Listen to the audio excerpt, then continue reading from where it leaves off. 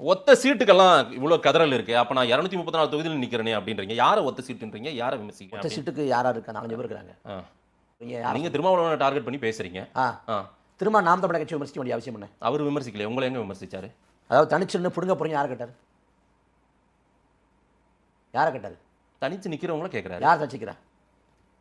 நாம் தமிழர் கட்சி. சரி. தனிச்சு நின்று என்ன புடுங்க போறீங்க? காங்கிரஸும் வேண்டாம் பாஜக வேண்டான்னு என்ன புடுங்க போறீங்கன்னு கேட்டாரு.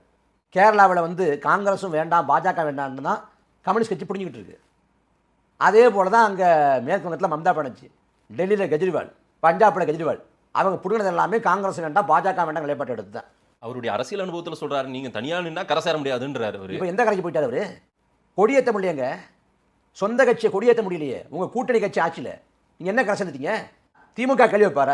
நாம் தமிழர் கட்சியை நோக்கி விமர்சனம் வைக்கிறார்ல, தமிழ் தமிழ் என்று பேசுவானாம், ஆனால் சாதியை எதிர்க்க மாட்டானாம்னு. நாம் தமிழர் கட்சி சாதியை எதிர்க்குது.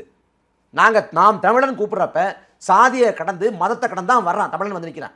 உனக்கு மொழியின வேணுமா சாதி மதம் வேணுமான்னு கேட்குறோம், களத்தில் கேட்குறோம். சாதிக்கு அப்பாற்பட்ட ஒரு தலைமுறையை நாம் தமிழர் கட்சி உருவாக்கி கொண்டிருக்கு.